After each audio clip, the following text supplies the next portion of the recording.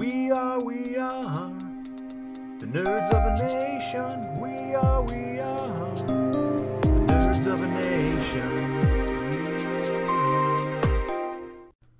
One Piece, Chapter 29, Uphill Battle. Well. Hello, brothers and sisters of the Nerd Nation. I, as always, am Jim, here to bring you another insightful and tasteful review of the epic tale of One Piece. We were left at the end of the last chapter with the shit getting pretty thick. We know that there is about to be a huge battle between the Black Cat pirates of the former Captain Kuro, who's been posing as Klahadore, the butler, and our four unlikely heroes with Usopp, Nami, Zoro, and Luffy. We were left at the end of last chapter with Zoro being marooned, I guess you'd say, at the bottom of the hill with the oil slick. Nami running off in the direction of the treasure, as she's the one who caused Zoro to fall in the oil slick, and she seems to care only about the treasure, at least at the moment.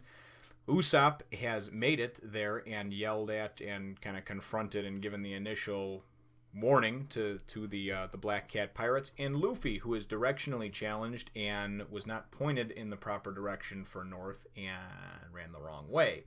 So the chapter opens up, and let me tell you, this was a good one. It was just a lot of action, and thinking back to my days and reading long arcs and following many different comic book series, this is one of those that you pick it up, you're excited about it, you read it in about 4 minutes, it's a real quick read, but then you go and you read it again because there's just a lot that happens. You want to kind of take in just the action and how the sequences move and everything else. So this starts out with Usopp at the top of the hill, of course, having threatened the Black Cat pirates, Django and his men.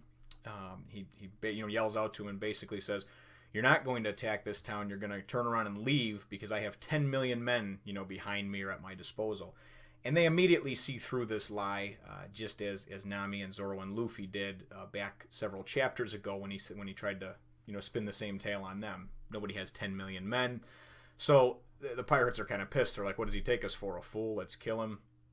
So at any rate, Django then goes to do his 1-2 hypnotize deal on him, his 1-2 Django. And right as he's about to go and do that, Nami comes out of nowhere and just sideswipes him. It's also worth mentioning that just prior to that, some of the pirates that were storming the beach had noticed the treasure bag that Nami had in her boat, because that's the beach they attacked. That North Beach is where where Luffy, Zoro, and Nami had anchored their two boats, prior when they came to this town. So there's an exchange as well there, and he also Usopp also offers them and says, "Hey, listen, because one of the guys says there's got to be about 5 million berries here," and Usopp says, "I'll tell you what. Go ahead and keep that. That's my treasure. Go ahead and keep it, but turn around and leave." And of course, being the pirates they are, they say, "Well, we can just keep the treasure. We're going to do that anyway, and we're still going to attack the village and get more and steal more and do all the things we need to." So that's kind of how that one goes down. Usopp is about to be hypnotized by Django, and Nami comes out of nowhere and just kind of blindsides him and whacks him. He gets up and he's like, "What the hell is going on? Why would you hit me?" And she says, "You idiot, I just saved you. He's a hypnotist." And he says, "A hypno who? What?" Doesn't even know about it. She explains when he goes 1-2 and then twirls that ring of his or that pendant, it basically can put you to sleep. So you got to watch out for that. So now these two they go back and forth in a very funny exchange of kind of who's going to fight. Okay, you can go ahead and fight him. And she's like, "Well, I'm just a girl. I can't fight."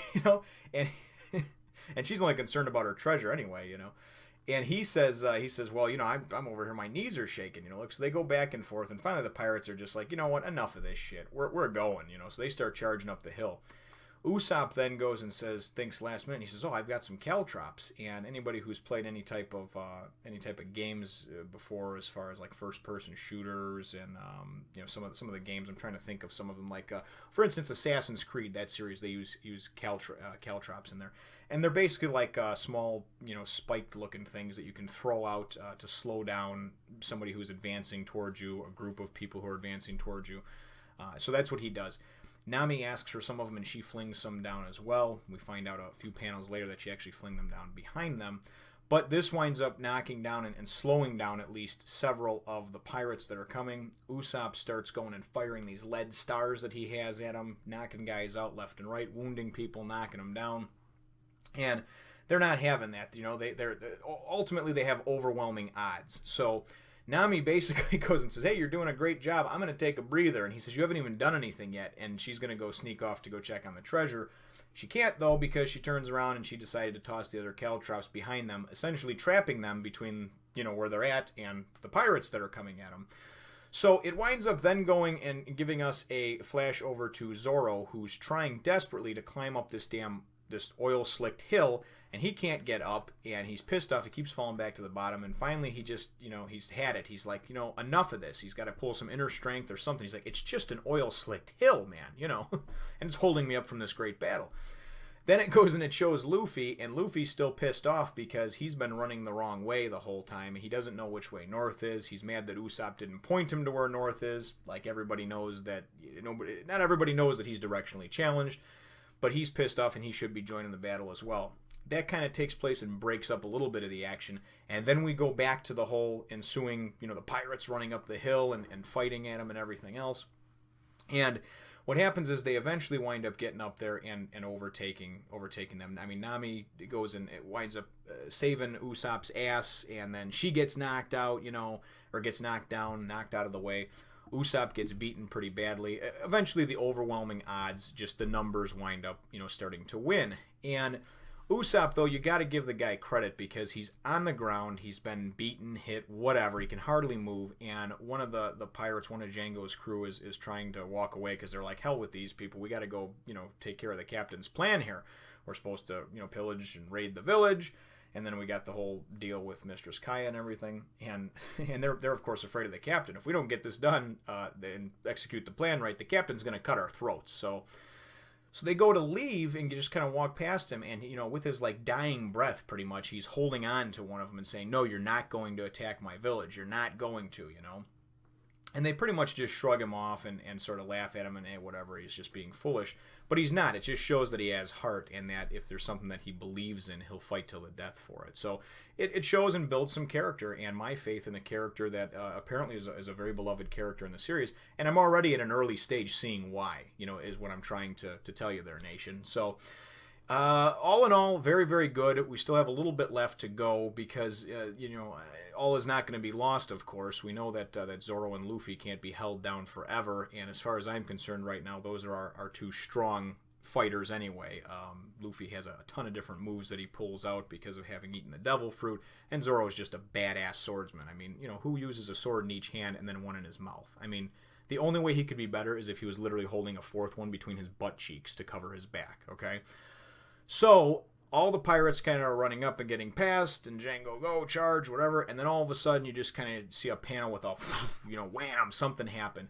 You go and you see a bunch of them lying on the ground everywhere, you know, all sprawled out, and then you go and you see Zoro, right? And Zoro's like, yeah, I thought this was supposed to be a challenge. What the hell, you know? And some of the pirates are like, hey, we're not supposed to fight a demon, because if you remember, that's kind of the legend that's going around about Zoro, the pirate hunter, that he's a demon. So many people, I think, buy into that legend, and that makes him all the more fierce, and when you see him, you feel terror, you know.